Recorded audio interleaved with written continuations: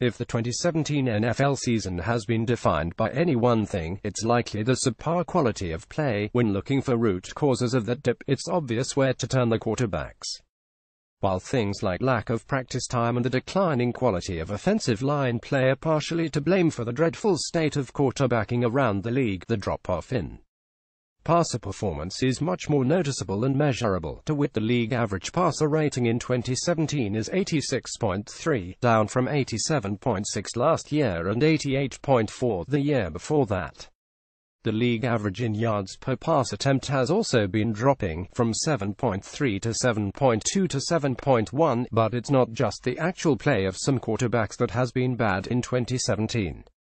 The teams themselves have made some outright terrible decisions when it comes to which quarterbacks are on the roster and which of them see the field, and when. Below, we'll get into some of the worst decisions NFL teams have made at the league's most important position throughout this season. In reverse order of terribleness. Point 10. Patriots trade Jacoby Brissett for Philip Dorsett. Brissett has emerged as a quality quarterback in Indianapolis while filling in for the injured Andrew Luck. He's completed 61% of his passes at 7.4 yards per attempt, thrown 9 touchdowns against 5 interceptions, and run for an additional 154 yards and 3 scores. Dorsett, meanwhile, has been a non-factor in New England, even amidst various injuries to the pass-catching core. He has only 6 catches for 101 yards and has not found the end zone. 9. Dolphins give Jay Cutler $10 million to come out of retirement. One would have thought that this would turn out badly.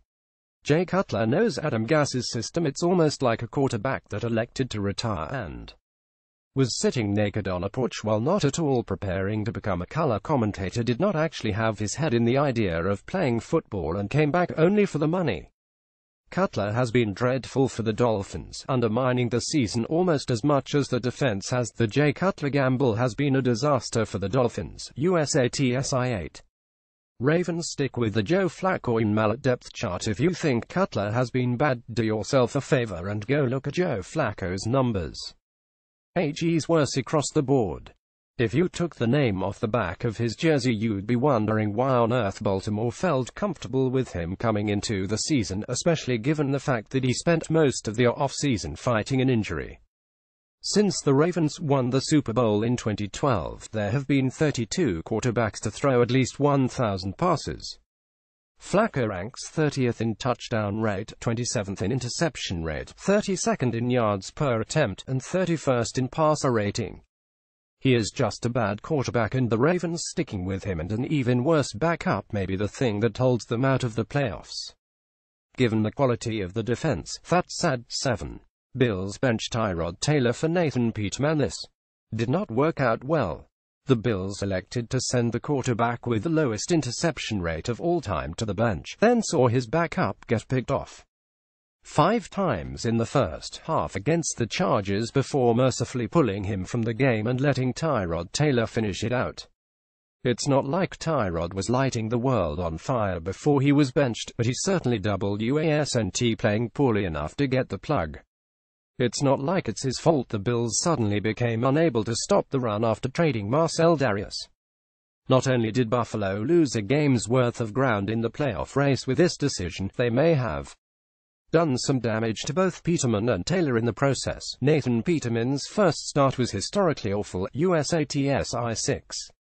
Packers roll with Brett Hundley after Aaron Rodgers' injury. Yikes, has Hundley been terrible? He's got 2 games with 3 interceptions already, 1 less than Rodgers has in his whole career. Green Bay was 41 in the game when Hundley took over, and is now 55.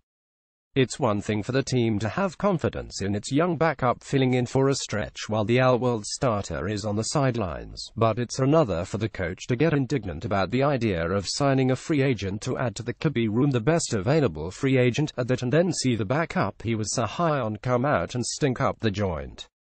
It's hard not to believe the Packers could be in a better position right now with somebody else. It's not like the schedule has been outrageously difficult. 5. Broncos decide Trevor Siemian, Brock Osweiler and Paxton Lynch are enough. Yeah. This has not worked out great. John Elway and Vance Joseph can do all the offensive coordinator firing they want, but the reason their offense can't do anything is because they do not have enough talent in the quarterback room. Siemian was alright last season and Lynch flashed enough ability at Memphis to be a first-round pick, so it was reasonable to enter camp with those two in competition with each other, but once neither player really distinguished themselves, and Lynch got hurt, signing Osweiler fresh off one of the worst quarterback seasons in recent memory in such a bad camp that he got cut by the damn Browns was ridiculous at best and unconscionable at worst.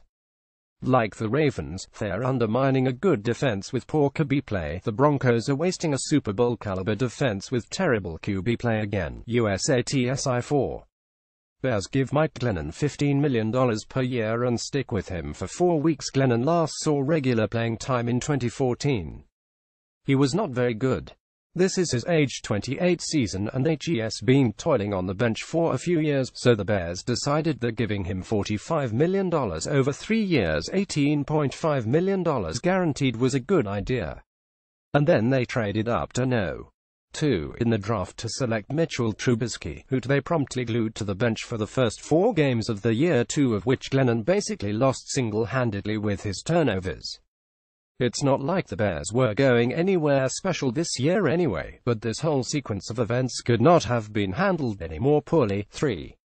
Texans start Tom Savage over Deshaun Watson for Week 1. Roll with Savage post-injury. It's hard to believe that as recently as early September, Bill O'Brien thought Savage gave his team a better chance to win than Watson. He apparently wasn't too confident in his conviction, though, because he yanked Savage at halftime of the first game, a game where he was sacked 6 times in 19 dropbacks because the Texans' offensive line was a joke. Watson, of course, proceeded to take the league by storm over the next several weeks, only to tear his ACL in practice prior to Week 9. The Texans decided Savage was good enough to start and have stuck with him through a 12 stretch that has knocked them to the fringes of the playoff picture, while cycling through such ridiculous backup options as T.J. Yates, Matt McGloin, and Josh Johnson. The rationalizations for signing those players over Colin Kaepernick, who could have slid in and run a similar offense to Watson, simply do not hold water. Tom Savage is taking the Texans nowhere. USATSI 2. Browns pass on Watson, trade for Osweiler, named DeShone Kizer starter, bench Kizer for Kevin Hogan, bench Hogan for Kizer, try to trade multiple picks for A.J. McCarron, forget to call in McCarron, trade to league office, start the season 0-1-0, the Browns stay the Browns. 1. Jaguars stick with Blake Bortles with a defense good enough to win a Super Bowl. This hasn't completely derailed the Jaguars yet, but it will. Bortles has shown nothing in his time under center that would suggest he is a quality quarterback. He hasn't been any good this season, and his play likely should have cost the Jags another win. The Chargers D the game away because they're the Chargers. Imagine if this team had Tyrod Taylor, Colin Kaepernick, or even Tony Romo. The floor would be so much higher for them without somebody that turns the ball over so much, and if they had someone with the ability to make plays and even win games himself, they'd be even better.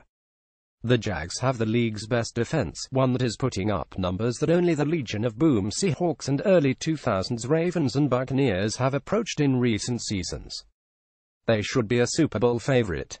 Instead, they're a fringe contender because you can't trust their offense. The Browns' disaster dance will affect them farther into the future, but for this year, the Jags not upgrading this spot is the single worst QB decision in the league. 2 words why the Jags aren't winning a Super Bowl. Blake Bortles. USATSI